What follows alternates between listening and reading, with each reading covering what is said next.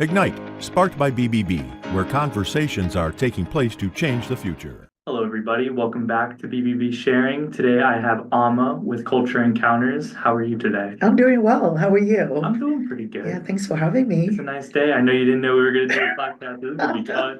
This is fun. This is fun. I want to know a little bit more Yeah. about you. So I heard you went on a trip today hmm or in the past. I did. So I went back to my home country. I am originally from Ghana in West Africa.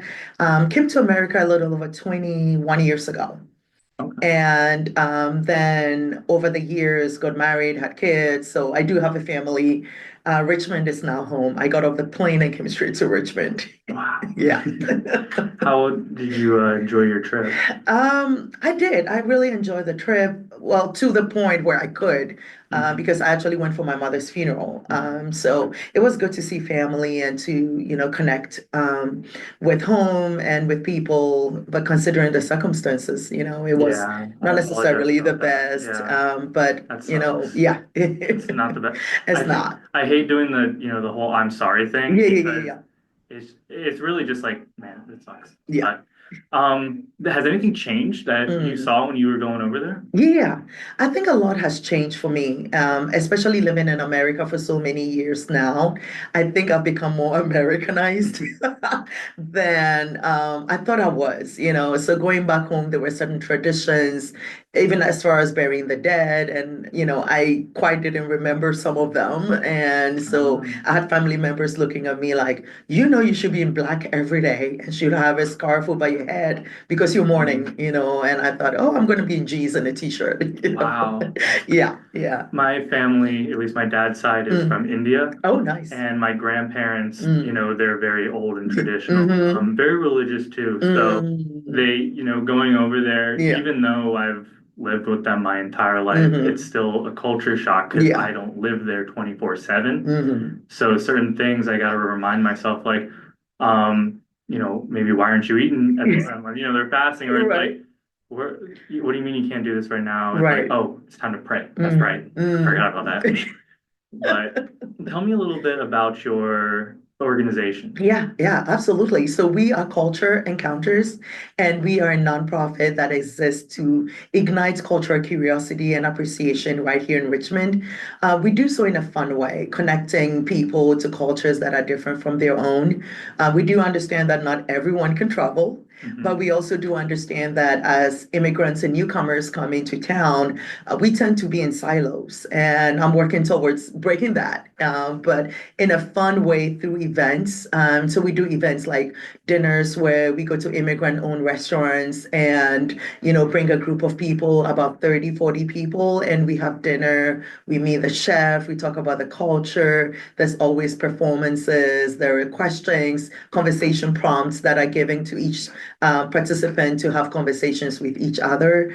But the idea is for people to connect really with cultures that are different from their own. Okay. Is this Yeah. for like everything? Like Yeah, every culture around the it's world? we've done so many cultures right now. Wow. I think this year alone we've probably explored 7 different cultures. Okay. But we try to build on that as we go because there's so many cultures that are represented right here in Richmond, and I think that people are not really aware that they do exist. And so, as many as we can, and as many as we can explore through food, through the arts. Through conversation, it's how we go. So we have panel discussions that happen each quarter. The last panel discussion we had talked about aging in a foreign culture. So immigrants who are here who are now older and senior citizens, how are they navigating what being an elder in the community looks like culturally? And then we will have events with the Children's Museum of Richmond.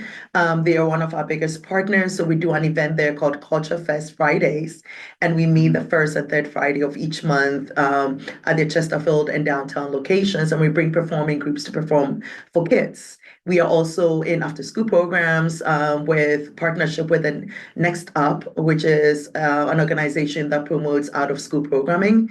And so we are everywhere. We reach kids, we reach adults, we bring different groups like banks and different corporate spaces, workshops. We also take them out on these dinner experiences as well. So our message goes everywhere, and our audience is everyone. That's amazing. Yeah, thank How you. do you, because I know it can be very scary sometimes, Yeah. especially when you're in a country Mhm. that, you came here Mhm. and, you assimilated, you Mhm. wanted to be part of this culture. Right. How do you kind of make people Mm. comfortable about it, just expressing who they Mm. are Yeah. and where they came from? Yeah, that's a good question. I think that the word should be integrate versus assimilation. And I think that Okay. American culture has a way of forcing newcomers to assimilate, right? So Yeah. you're not wrong in that sense, is Hmm. that you have to tweak the way you speak, the way you say your name so you can fit in. I think integration is the way. I think that integration where you can fully, like in my case, I can fully be Ghanaian and also embrace the culture of America, which is now my new home. I have kids here, I'm raising children here. And so that integration is the way I think it should go. And that is what we're hoping to promote as people, experience different cultures through our programming, that immigrants and newcomers would learn to embrace both worlds, Okay. and I think it's a beautiful, as someone who call it a salad of what we bring and what America brings and who we become now living in a place like this. Okay. Yeah, Yeah. because there's so many like, ways to Mhm. express yourself. Absolutely. And, there's not really one way to do things Right. at all the time. Right. So yeah, Yeah. I agree. Yeah. Is there anything in your culture Mm, that stands out that mm. you might want to share with the audience that's important to you Yeah. or something that you find, Yeah. very interesting? Yeah, I think two things. Respect for each other and for our elders is very prominent in my culture. So, and I'm sure even with your Indian background, you will notice everyone is auntie and Hmm. uncle, even if they're not related to Family is you. very It important. Yeah. is, absolutely, and coming from more of a collectivistic society, it's us versus me, Hmm. and that general respect for each other and what we all bring to the community matters. It's important to me that that still happens even here in America. America, we tends to be more individualistic in its way of being.